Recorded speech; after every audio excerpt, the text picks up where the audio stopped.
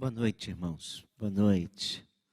Nós, há 3 semanas atrás, nós iniciamos uma série sobre as 7 palavras da cruz.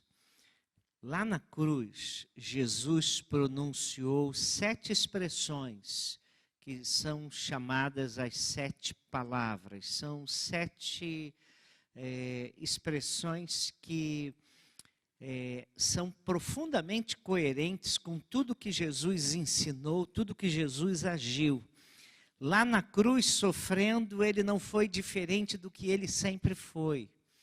A primeira expressão que nós encontramos na cruz foi a expressão que Jesus dirigiu ao alto, numa oração: Pai, perdoa-lhes porque não sabem o que fazem. A segunda expressão que ele usou na cruz foi para o ladrão da cruz. O ladrão disse: lembra-te de mim quando entrares no teu reino. E Jesus então disse: hoje mesmo estarás comigo no paraíso. Hoje vamos para a terceira expressão. E a terceira expressão de Jesus para a cruz, na cruz, foi para baixo. Foi para João e para Maria, que estavam ali próximos. Nós vamos então a João 19, e ao contrário do que está ali, é João 19, 25 a 27. Eu não sei o que aconteceu com o 5 e o 27, que eu acho que eles saíram correndo, né? Eles saíram correndo, mas o texto está aqui e nós podemos lê-lo. Eu leio, os irmãos acompanhem, por favor. Em pé, junto à cruz de Jesus, estavam sua mãe, a irmã de sua mãe, a mulher de Clopas, chamada Maria, e Maria Madalena. Vendo ali sua mãe e ao lado dela o discípulo a quem ele amava, Jesus disse à sua mulher: mulher, eis aí o teu filho. Então disse ao discípulo: aí está a tua mãe. E a partir daquele momento, o discípulo manteve-a sob os seus cuidados. Muito bem. Irmãos, pelo menos 5 pessoas simpáticas a Jesus estavam perto dele na cruz. Ficaram lá. Havia uma multidão hostilizando Jesus. Uma multidão ávida, querendo e pedindo a morte de Jesus. Mas 5, parece até a torcida do Bangu, né, irmãos? Não é? 5 ficaram ali, firmes, perto da cruz, perto de Jesus, absorvendo tudo aquilo. E as pessoas próximas à cruz são Maria, sua mãe, uma tia de Jesus, Maria, mulher de Clopas, que deve ser Cleopas, um daqueles 2 que estavam indo para Emaús no domingo da ressurreição. A mulher dele estava ali, Maria Madalena e João. O único homem, irmãos, ali, pelo menos relacionado pelo evangelista João, o único discípulo a permanecer de pé diante da cruz, ele, João, e 4 mulheres corajosas. Depois dizem que homem é mais corajoso que mulher. Não que não houvesse mais pessoas, podia até haver, mas elas não estão citadas no Evangelho. E essas 5 pessoas diante da cruz são um forte símbolo da igreja, irmãos. A igreja é a comunidade de homens e mulheres, uma comunidade minoritária que deve permanecer de pé diante da cruz, cercada por uma multidão que lhe opõe. Um mundo hostil e uma igreja ao pé da cruz. Alguém disse acertadamente que sem cruz não há igreja. E é plena verdade, irmãos. Sem cruz nós vamos ter uma ONG. nós vamos ter um grupo de amigos, vamos ter um clube. Sem cruz nós não temos igreja. Quando nós estávamos construindo esse templo e chegou a fase do acabamento, a nossa arquiteta que fez o acabamento, a irmã Jéssica, ela chegou para mim logo no início e falou assim: pastor, antes de fazer o projeto, ela falou assim para mim: pastor, o senhor teria uma vontade assim sua de alguma coisa que fosse o acabamento da igreja? E eu me lembro que eu disse para ela o seguinte: irmã Jéssica, eu acho que pastor não deve ter vontade pessoal dele cumprida só por ser pastor, porque pastor, ele é passageiro, ele é um peregrino do reino, ele hoje está aqui, amanhã está em outra igreja. Aí ele exige uma coisa aqui, ele exige: não, eu quero que o banco do couro seja vermelho, né? O sujeito gosta de vermelho, coitado, tem uma coisa assim. E aí a igreja toda fica sofrendo com vermelho. Se tiver vermelho e preto vai sofrer muito mais, né? Mas vai ficar sofrendo, irmãos, né? Por causa da ideia doida de um pastor. Então eu disse para ela: olha só, eu não acho que o pastor tem que ter qualquer vontade feita. Mas se a irmã quer saber de duas coisas que eu gostaria que houvesse no nosso projeto, eu gostaria que o nosso batistério fosse um batistério que as pessoas vissem a pessoa ser mergulhada quando ela fosse batizada. Todo mundo visse que ela está sendo mergulhada. Os irmãos domingo puderam ver, e nós vemos que a pessoa é vista mergulhada, né? A segunda ideia que eu dei para ela: eu gostaria que lá na frente, se fosse possível, houvesse uma cruz. Não queria peixe, eu não quero nada disso. Eu quero uma cruz lá. Eu gostaria que houvesse isso. Eu me lembro que ela fez a cruz, e nós temos ali a foto da nossa fachada, uma cruz estilizada, aliás, são 3 cruzes ali, 2 pretas e uma branca, ali estilizada na frente, e muito bonitas, por sinal. E logo depois que aquilo foi erguido, um casal que não é da nossa igreja chegou aqui para mim e falou assim: por que o senhor colocou lá na frente do templo uma cruz? Foi isso que ela queria saber, né? Por que uma cruz? E eu disse para aquela pessoa o seguinte: olha só, porque a cruz é a mensagem que a igreja prega. É a mensagem mais importante que nós pregamos, é a mensagem da cruz. É a mensagem do amor de Deus por nós.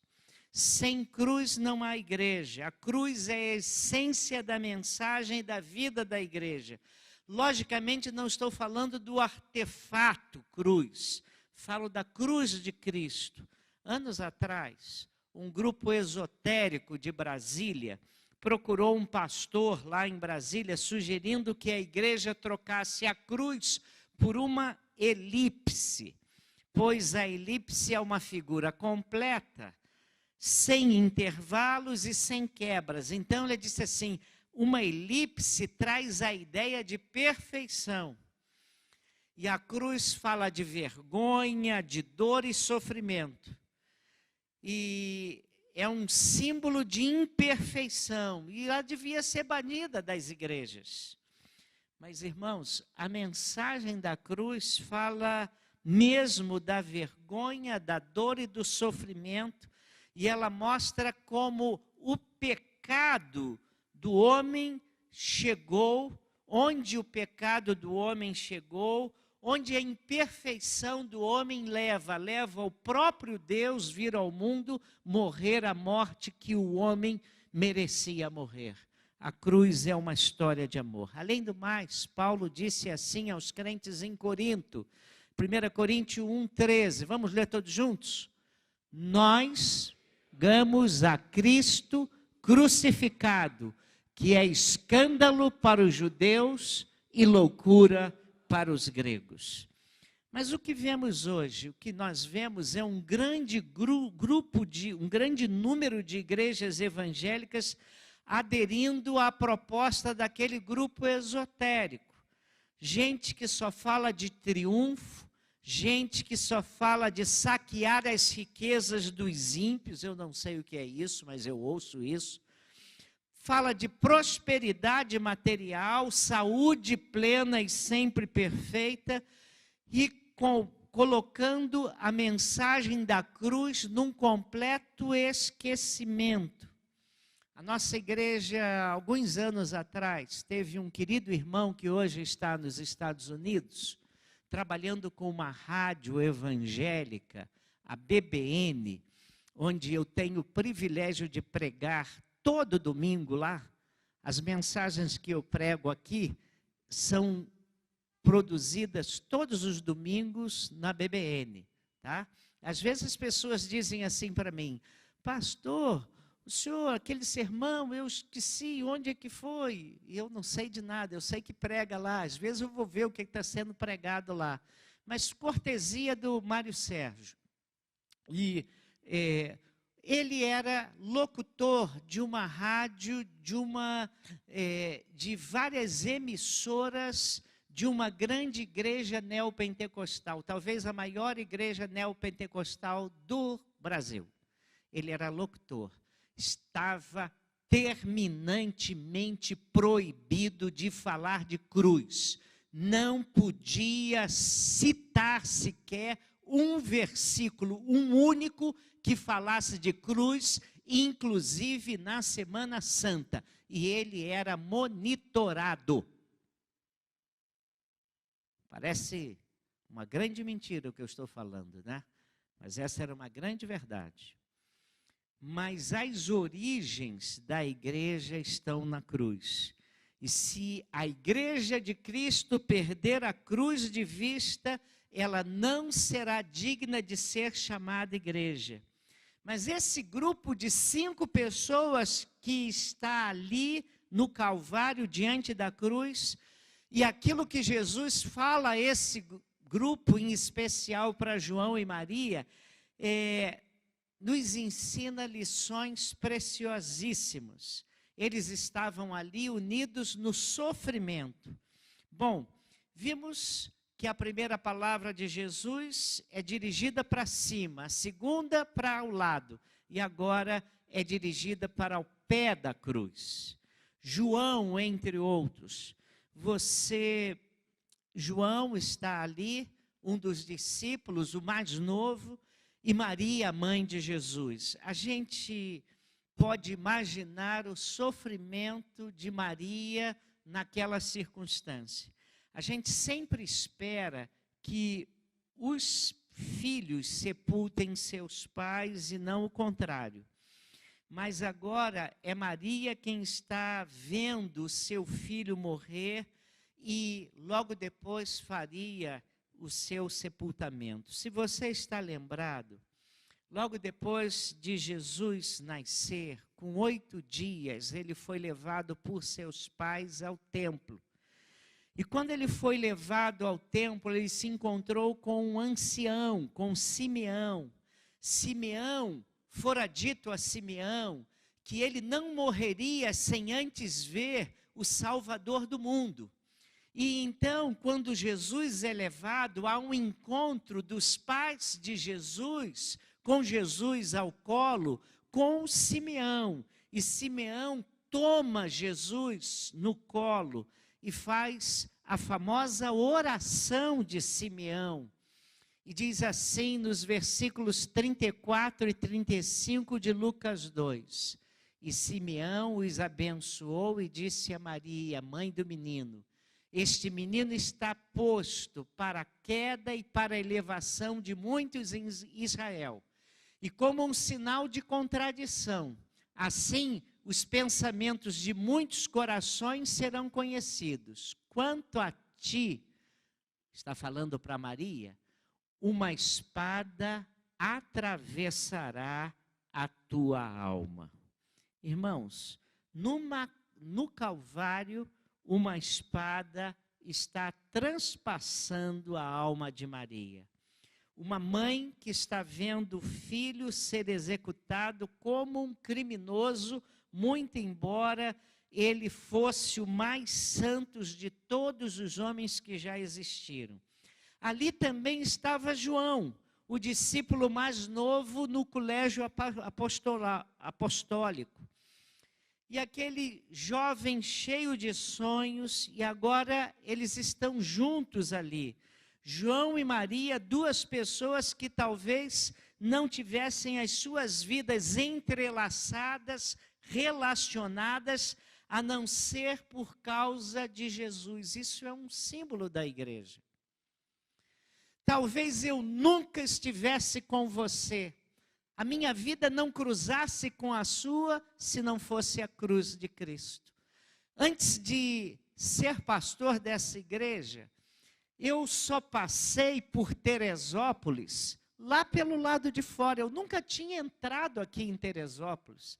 Aliás, 2 vezes a igreja que meus pais frequentavam quando eu era pequeno fez piquenique no Parque Nacional, mas nós não viemos aqui para a cidade. Então era fadado a nem conhecer Teresópolis, não é? Mas estou aqui há 23 anos e você está aqui. Algumas pessoas não são daqui de Teresópolis, não é isso, irmã Neide? Não é isso? Não é?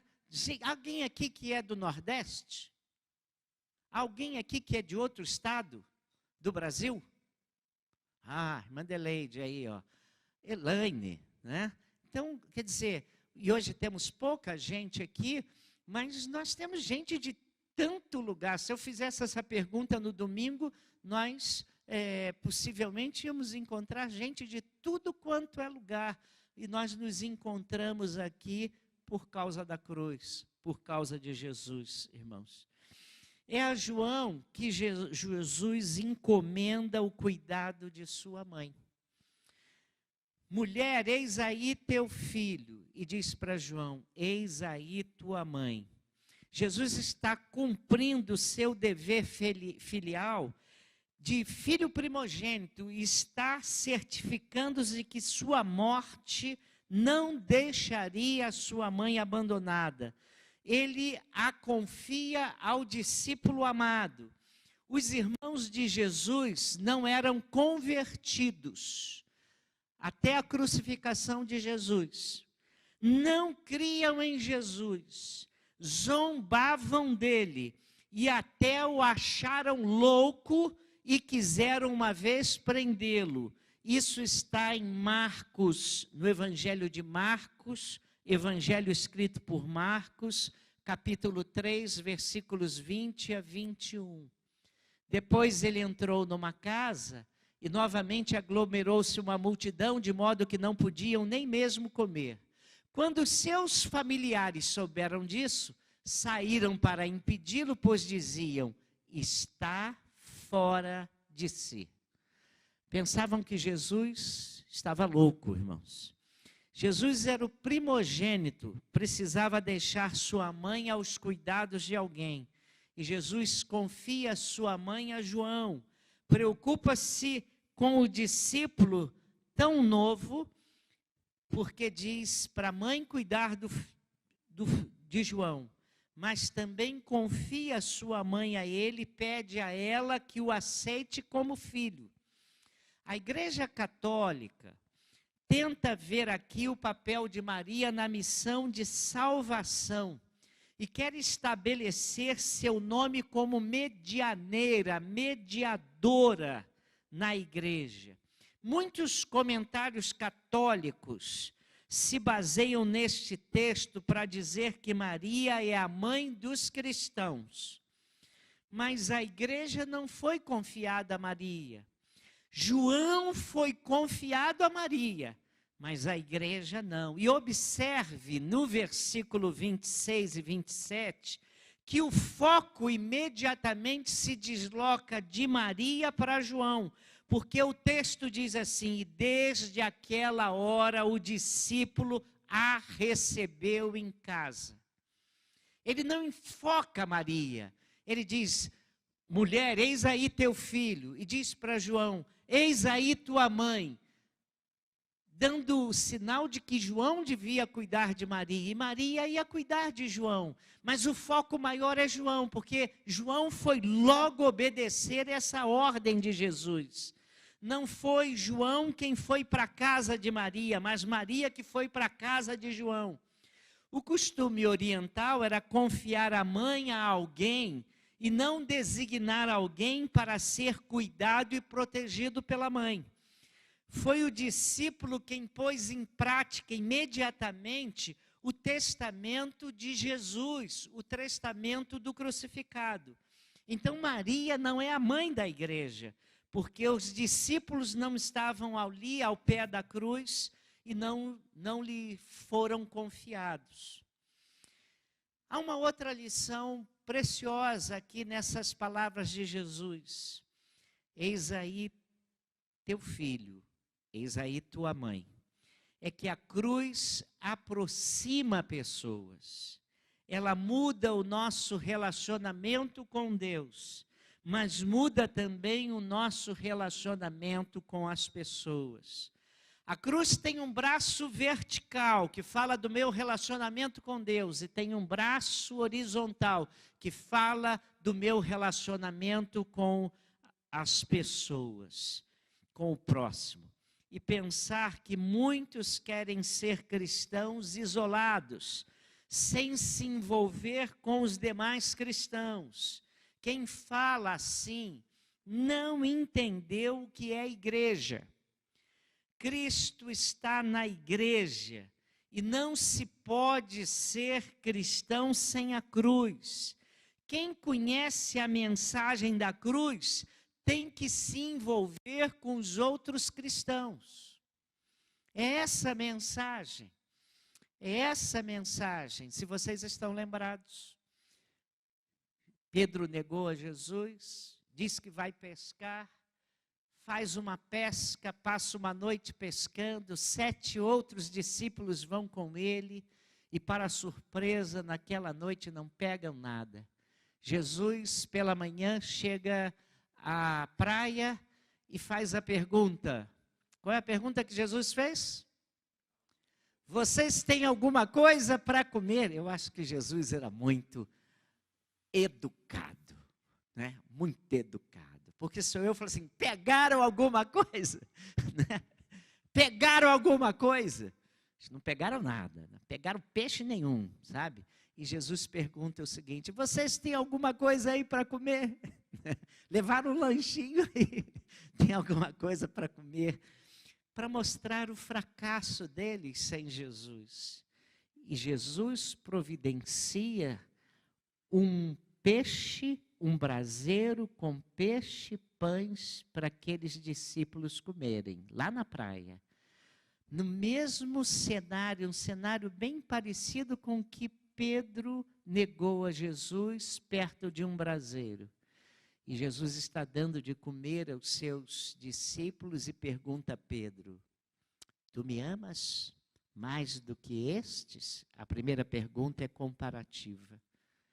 Tu me amas mais do que a estes? Tu me amas?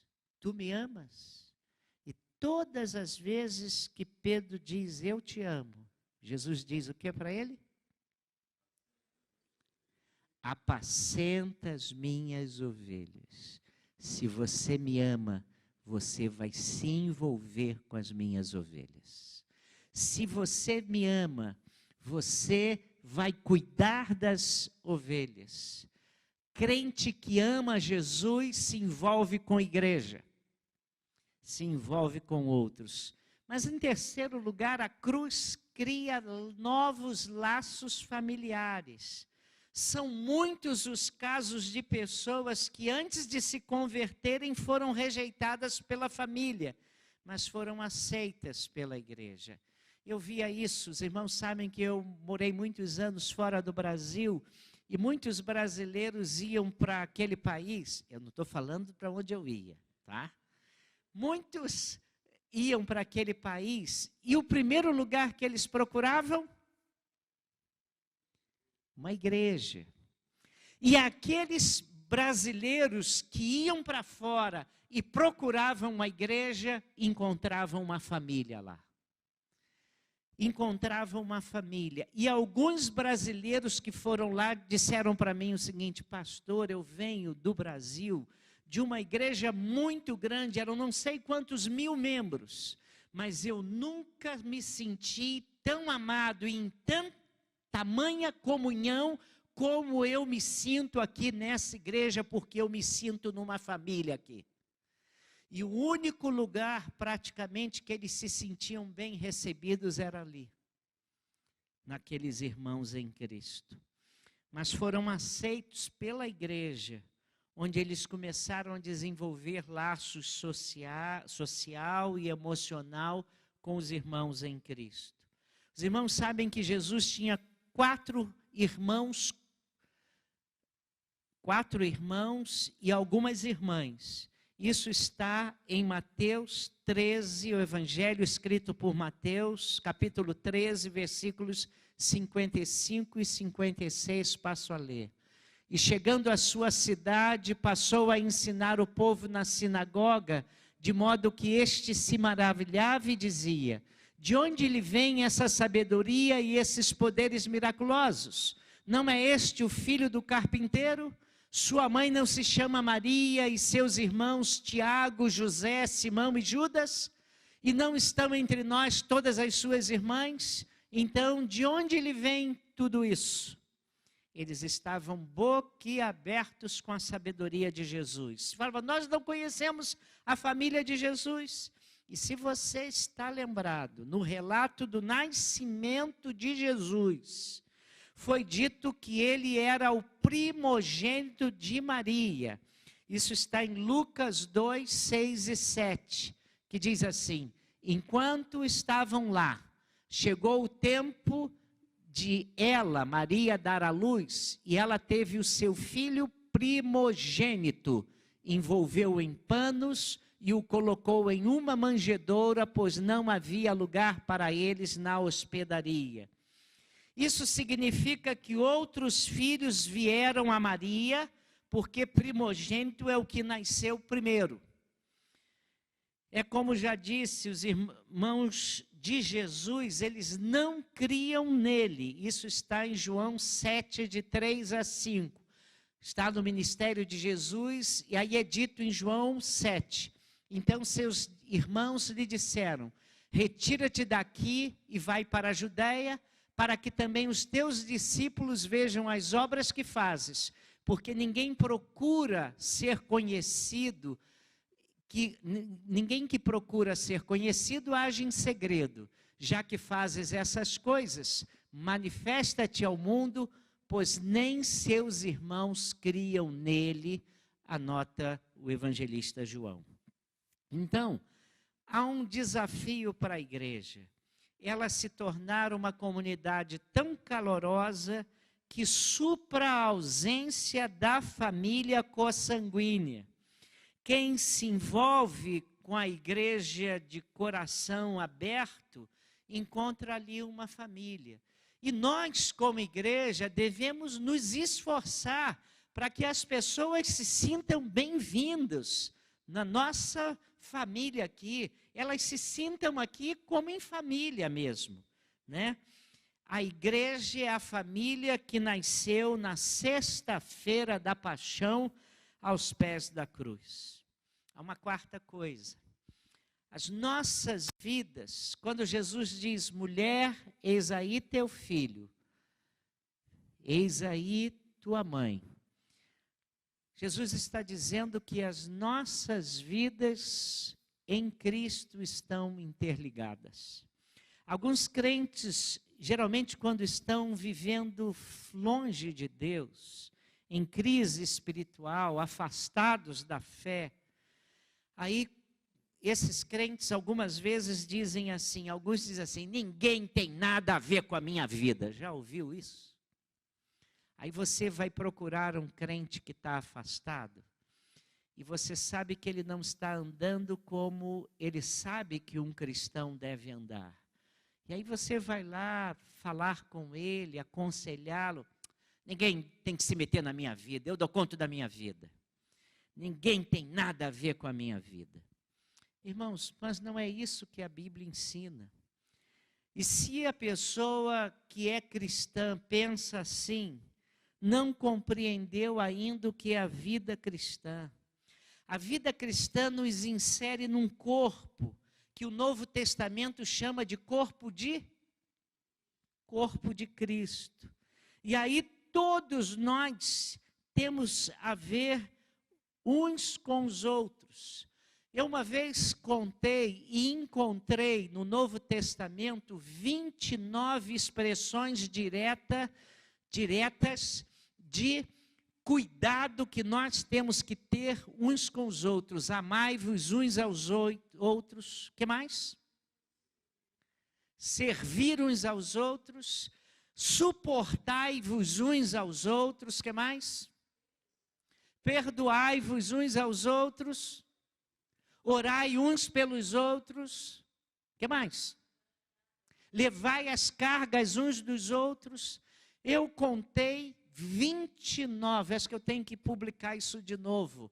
Eu escrevi uma pastoral bem pequenininha e que o resumo dela era essas 29. Eu vou lá procurar no meus coisas e vou publicar isso de novo, porque a igreja tem responsabilidade, nós temos responsabilidades uns com os outros. Todos nós temos a ver com a vida dos outros, para interceder pelos outros, para cuidar dos outros, para aconselhar, para ajudar, socorrer e até mesmo para corrigir, irmãos.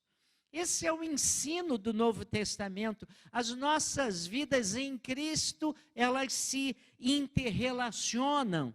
E Jesus nos ensina que nossas vidas nos entrelaçam quando Ele diz assim. Olha o que Ele diz. Vamos ler comigo? Leia comigo. Mas a quem fizer tropeçar um destes pequeninos que creem em mim, seria melhor se lhe pendurassem no pescoço uma pedra de moinho e afundasse nas profundezas do mar. Falando que nós temos compromissos uns com os outros. Nós devemos viver de tal maneira que nos sintamos responsáveis pelos demais irmãos. E devemos viver uma vida que nunca escandalize, que nunca os escandalize por uma conduta errada nossa.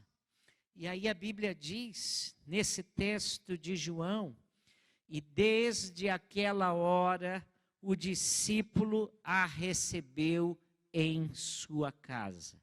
Na linguagem de hoje é assim, e esse discípulo, João, levou a mãe de Jesus para morar dali em diante na casa dele. A cruz também cria novas responsabilidades. Irmãos, pensem na situação de Maria. A situação de Maria era delicada. José não é mais mencionado. Repararam? José só é mencionado no início dos evangelhos. Depois a gente não ouve mais falar em José. O que faz a gente pensar que ele já era falecido. Ela, Maria, se envolveu com a causa do seu filho mais velho, com a causa de Jesus. Mas os demais filhos, os irmãos de Jesus, não se envolveram. Nós lemos aqui que eles não acreditavam em Jesus até a morte de Jesus. E em alguns momentos acharam que Jesus estava louco. E nós sabemos que Tiago se converteu porque Jesus ressurreto apareceu a Tiago. E Tiago foi o pastor da igreja de Jerusalém se convertendo. Não é? Mas agora, com os seus irmãos incrédulos, a convivência de Maria seria mais difícil. E aquela era uma sociedade fundamentada no masculino. Então ela teria pouca perspectiva de sobrevivência econômica. Jesus então delegou a João, e João aceitou cuidar dela. tornou-se responsável por ela. E a Bíblia Viva diz assim: tomou-a aos seus cuidados. E aí você entende o que ele fez, né? Pegou Maria, levou para casa e começou a cuidar de Maria. Jesus está nos mostrando que a vida cristã é muito mais do que participarmos de um culto comunitário. É cuidarmos uns dos outros, é termos responsabilidades uns pelos outros. E muito interessante que Aristides, numa carta que ele escreveu ao imperador romano Adriano, ele começou a descrever os cristãos da igreja primitiva e a carta diz assim: eles se amam uns aos outros, nunca deixam de amparar as viúvas, salvam os órfãos das mãos dos que querem prejudicá-los. Quando possuem alguma coisa, distribuem gratuitamente com quem não tem nada. Quando vem um forasteiro, levam-no para casa e ficam alegres com aquele homem como se fosse um irmão de verdade. Eles não se consideram irmãos no sentido comum da palavra, mas sim, através do Espírito, irmãos em Deus. Fecha aspas aqui da carta. E esse é o testemunho de um pagão sobre os primeiros cristãos. Que testemunho bonito, irmãos. Será que isso acontece hoje? Vemos isso em nossas igrejas? Deixa eu terminar. Eis aí teu filho, eis aí tua mãe. Lá na cruz, Jesus se esquecia dele e olhava para os discípulos e para sua mãe. Como já disse, a cruz nos tira da vida isolada e coloca em nossas vidas pessoas a quem podemos ajudar. A cruz oferece oportunidade para influenciarmos e sermos influenciados. João, se você está lembrado, ele antes de caminhar com Jesus, ele era conhecido como Boanerges, que significa filho do trovão. Eu vou usar um ditado popular que eu não gosto de usar no púlpito não, mas encaixa direitinho. Escreveu, não leu? Hã? Olha, irmãos, eu não falei. Eles que falaram, né? Mas você sabe disso. João era esse sim. Pavio curto, filho do trovão. Possivelmente era um homem temperamental, tendendo à violência. Certa vez, se estão lembrados, ele propôs a Jesus fazer cair fogo do céu para destruir a aldeia dos samaritanos, porque os samaritanos não quiseram receber Jesus. E aí ele se mirou possivelmente em Elias e pediu, falou: quer, Senhor, que eu faça, ore para que venha fogo do céu e destrua tudo isso aí? E aí Jesus teve que ensinar que o ministério dele não era por esse lado, não. Então, João era enérgico demais. E Maria parece ter sido uma mulher meiga e calma. Volta e meia a gente vê a situação difícil e a expressão que aparece. E Maria guardava tudo isso no seu coração. Várias vezes nos evangelhos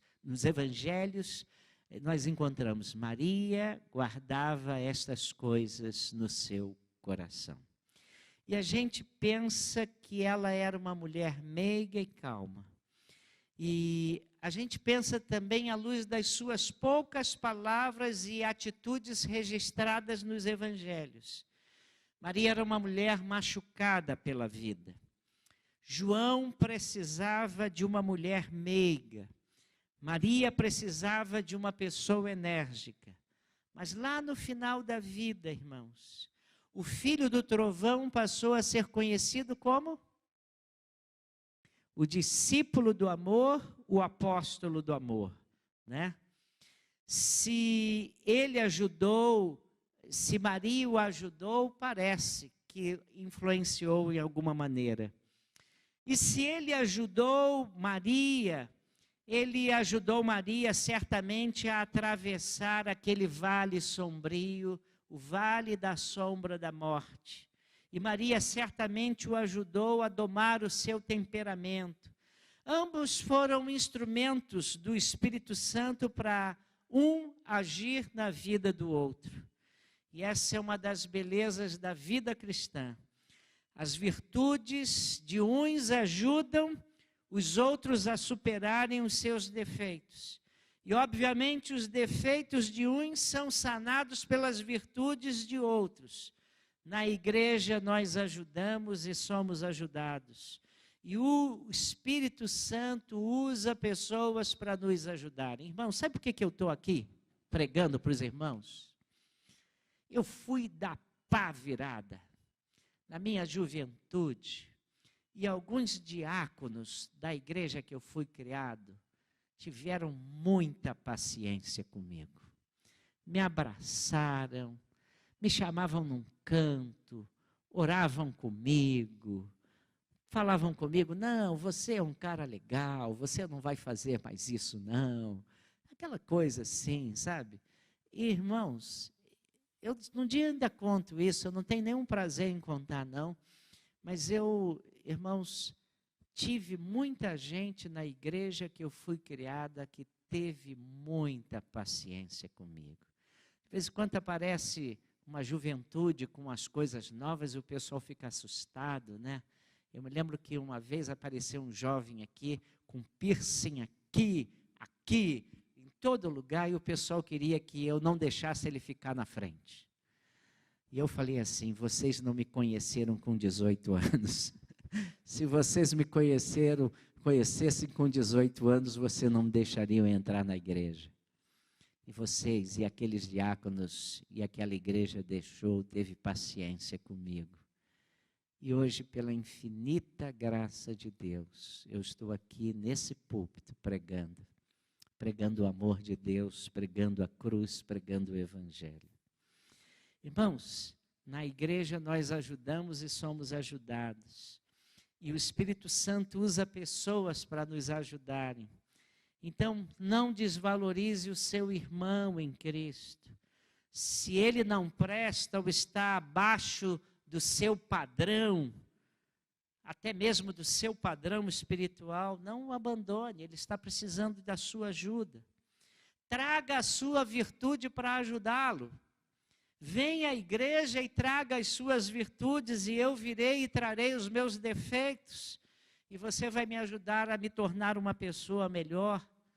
E você me será útil. E isso será uma marca bem positiva da vida, da sua vida. A igreja é a comunidade dos salvos por Jesus Cristo. E ela se compõe de pessoas pelas quais Jesus morreu. Deve ser amada, honrada e servida. E os 5 que estão ali ao pé da cruz são um modelo de igreja. Pessoas que creem, amam a Jesus, estão associadas a Ele em sua cruz. Foi a cruz quem formou a família chamada igreja. Então eu diria mais uma coisa para terminar. Ame a sua igreja. Não a trate mal. Não fale mal dela. Jesus tinha todos os motivos para falar mal da igreja e ele não falava. Ame os seus irmãos.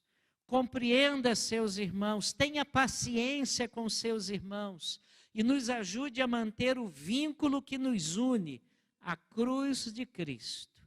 É ao pé da cruz que a verdadeira igreja vive. E vivendo assim, nós temos que nos lembrar, eis aí seu filho, eis aí sua mãe, eis aí seu irmão, eis aí seu pai, eis aí um bebê espiritual. Nós somos igreja, todos nós precisamos uns dos outros e precisamos ser uma família de amor. A cruz faz a igreja se tornar uma família de amor. E que seja assim.